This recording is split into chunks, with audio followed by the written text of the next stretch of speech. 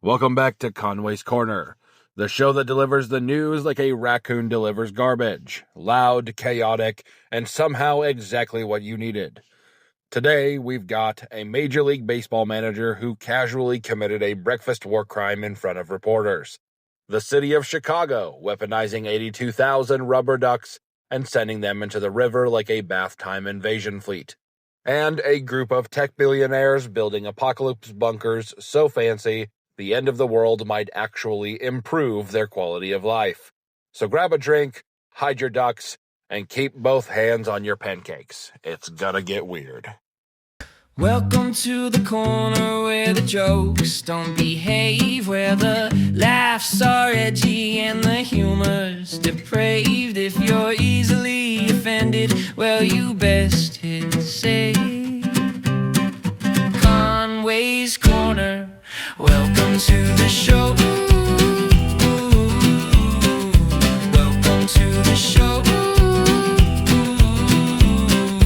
Welcome to the show. Welcome to the show. Welcome to the show. Our first story involves press conferences, which are usually predictable. They have questions, answers, maybe a bad joke, and then everyone goes home. But Milwaukee Brewers manager Pat Murphy decided to nuke normal from orbit when mid-interview he casually reached into his jacket pocket and pulled out a pancake. Not a granola bar, not a protein shake, not even a respectable sports snack like sunflower seeds. An honest-to-God dinner-grade pancake. No plate, no fork, no syrup. Just raw, uncut breakfast. He then takes a bite like this is the most normal thing in the world, as if pocket pancakes are part of his daily survival kit. And here's the thing, he didn't even acknowledge it. No, hey, check out my pancake. No wink, just munch and move on. That's not snacking, that's dominance. That's the energy of a man who will absolutely eat a pancake at your wedding if the vows run long. The internet immediately lost its mind. People have questions. Was it already in there before the press conference, or did he smuggle it in like contraband? Is this a one-time thing, or is Pat Murphy secretly the pancake Batman, ready to deploy carbs at a moment's notice? I'm not saying it's weird, but imagine if your boss was giving a meeting and halfway through he reached into his pants pocket and pulled out an Eggo, like it was a business card. You'd remember that meeting forever. And we need to talk about logistics. Pancakes aren't pocket-friendly. They're soft. They absorb. Did he put it in a Ziploc bag? Was it a loose pancake situation? Has the pancake been in there all day like a warm, squishy security blanket? Here's my theory. This isn't his first time. You don't just start pocket pancaking at a public event. This is muscle memory. This is the final form of dad energy. Forget snacks in the glove box. Pat Murphy's walking around with a 3-course breakfast in his jacket. And honestly, I respect it. Baseball is a slow game. 9 innings, hours of standing around, chewing gum, and adjusting things. If your team's getting hammered 8-0 in the 5th, at least you've got brunch on standby. Now let's move on to Chicago, who decided the best way to spend a Thursday was to commit mass poultry-related insanity and dump 82,000 rubber ducks into the river for the annual Duck Derby fundraiser. 82,000. That's not a race. That's an amphibious coup d'etat. That's enough ducks to storm the harbor and declare maritime law. The goal was to raise nearly $600,000 for Special Olympics Illinois, and it worked. You, the participant, can adopt a duck for $5, and if your little plastic gladiator wins, you get a Chevy Trailblazer, which is a fantastic prize if you ignore the fact that your driver's seat will forever smell faintly of wet rubber and bad decisions. From above, it's adorable. Kids cheering, parents smiling. Tourists taking selfies like they're at some wholesome Midwest parade. But down in the water, it's pure anarchy. There's this one guy in a kayak, probably a volunteer, who looks like he just realized his entire life was a series of wrong turns that led to this exact moment. He's surrounded on all sides by a churning plastic sea, his paddle useless, eyes darting like a man wondering if he should just accept drowning as character development. You can practically hear his internal monologue. I could have been a dentist, I could have had a condo, but instead, I'm one bad wave away from becoming a footnote in a duck-related death report. And let's be real, at least a few of those ducks broke formation. They're out there now, drifting towards Indiana, forming biker gangs, running underground gambling rings with the geese. One of them is probably already mayor of a small riverside town. When the revolution comes, it's not going to be AI, it's going to be an army of feral rubber ducks, led by a battle-scarred veteran named Captain Quackers.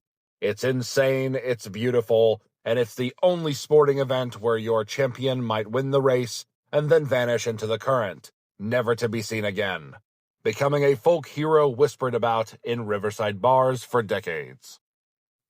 And now we move on to Silicon Valley's luxury panic rooms. Tech billionaires are turning doomsday prep into the kind of absurd flex you can only pull off when your wallet could buy a small country. Zuckerberg, Altman, and Thiel are just to name a few. They're all building underground fortresses like they're auditioning for Hunger Games, Yacht Edition. These aren't the we have bottled water and a flashlight type of shelters. These are $200 million apocalypse spas.